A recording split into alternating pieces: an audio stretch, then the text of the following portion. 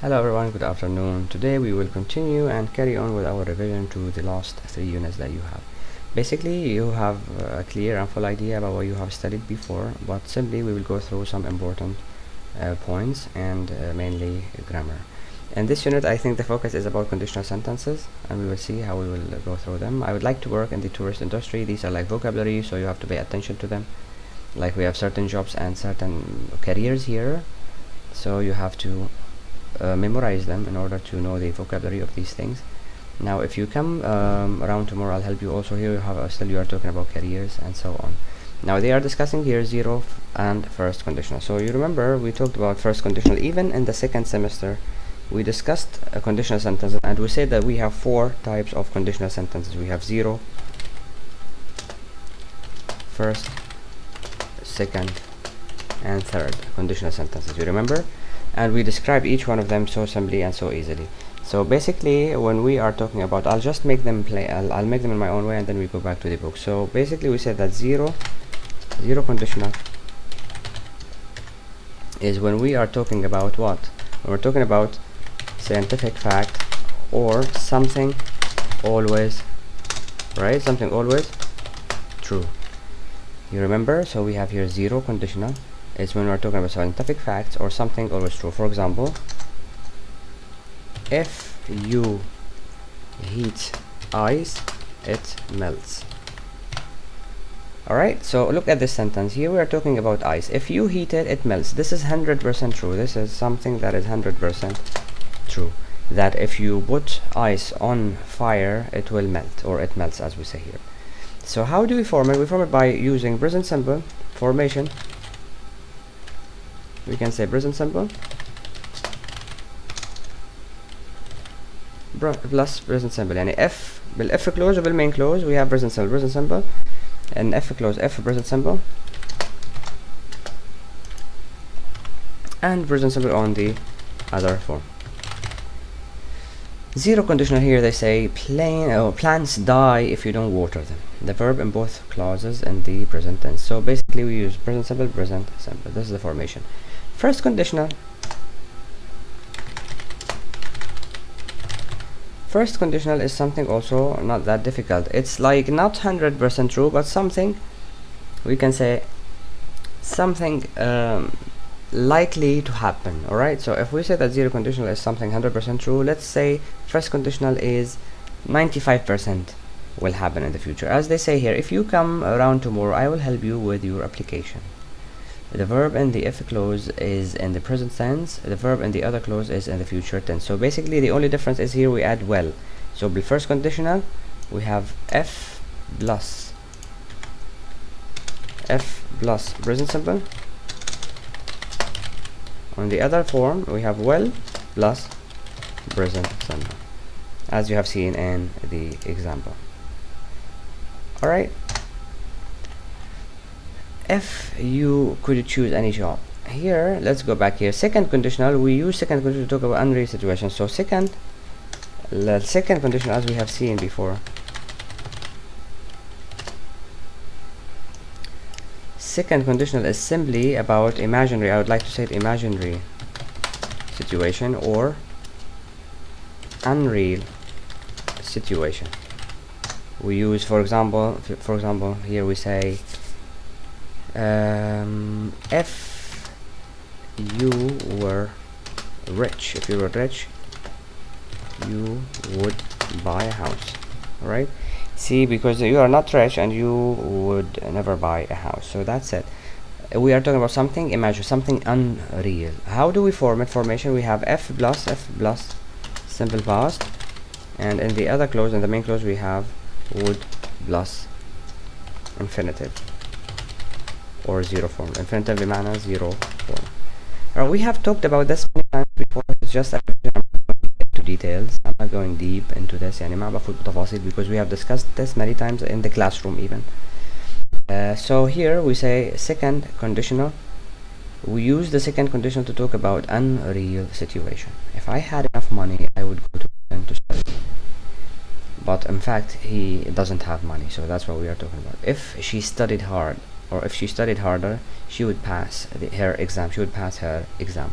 So here also it means that she didn't study, or she didn't study hard, and then she failed the exam. If I were you, I would apply to 2 or 3 colleges. So we have بالاف clause معنا الاف مع الباست tense. بالmain clause في عنا الwould و could plus الverb stem يعني الverb infinitive plus 0. Alright. Then they move on into she asked when she had decided. Also they go on here some certain texts, if I'd been fitter, and they come to the end here with the third conditional. So simply we said here 0 for كذا. The third conditional is about something in the past, something that would have different impact in the future if it happened in the past. So third conditional, as we'll see, you will see it in the box here, third conditional. We use the third conditional to talk about the unreal situations in the past. If I had passed the test, I would have become a pilot, but I didn't pass it, so I didn't become one. So simply, this is something that if it happened in the past, it would have an impact in the future. We can also use the third condition to express regret about the past. Exactly. So this is what we have about.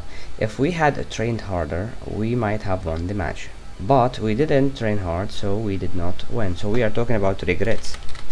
Alright. يعني عن شغلات يؤسف عنها بالماضي، لأنه لو حدثت بالماضي ممكن تحدث impact أو يعني تحدث impact في the future. The actions will be different in the future, or the results in the future will be different. Like the verb of the clause here in the past perfect tense. Here they say if we had trained harder, we might have won the match. Like if she had studied harder, she would have passed the exam. Alright? But the result behind it here, she didn't study harder. It means she failed in the exam. Now she failed in the exam. This is the meaning. So this is expressing regret. You see? Alright. So how do we form it? How do we form third conditional? Is simply by having, as we have seen here, the verb in the if clause in the past perfect tense, and in the main clause we use would have or would have بالاختصار يعني abbreviation, might have or could have plus past participle مع تصريف الثالث. And instead of having 0 form we have verb 3. Alright, بدل ما يكون معنا would we use would and could or might have and so on. Alright, now learning English in the UK here, as they say. Learning English in the UK. Also we have certain vocabulary here like accommodation, advice, canteen, a place where you go eat in the university, courses, experienced, it's different, experience and different from experience, hostels, a place where you live, level, locations, staff, suit, and return, and so on. Alright, now focus on careers and so on. They're still discussing careers, and then we move on into unit 4. Rashid and Rana designs. Complete the email with the correct words. So here they're telling you how to complete an email, and we have certain vocabulary here: assistant, business, flight, compete, signed, few, designer, produce, sales, and so on. OISIS, sports and leisure. Also here we're discussing some certain texts: how to be the best. Sorry, you have food here. What's your personality type? There's like a test about personality. If only, let's see here, ambitious. There is nothing, no big deal in here. You just have to pay attention. There's also no roundup. You need to focus on certain vocabulary and stuff like that. And the last unit here, let's do some sightseeing. Here. We're talking about how to do sightseeing is when you go on adventure or when you go into a new place and you start seeing stuff. Here they are teaching you how to make compound nouns by matching the words in the 2 columns. So we can make compound nouns by having 2 words together. If we just link them together, we have a new word or a new noun that is called compound noun. You can see them in this book and the activity book. Have you ever stayed in a really unusual hotel? The crazy, and so on. Here I've been coming here since 2009. The happy traveler. Also they're discussing traveling and some ancient places. I've tried it a few times, and no grammar boxes. We couldn't get a room because we hadn't booked, and so on. The atmosphere and so on. Basically this is it for these units, and to be honest, this is no big deal. I think you will do well in the exam because First 5 units are like not that difficult. They have less grammar also.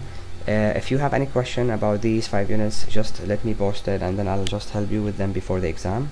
Meanwhile, I wish you the best of luck in your coming exam, and I'm looking forward to seeing you there.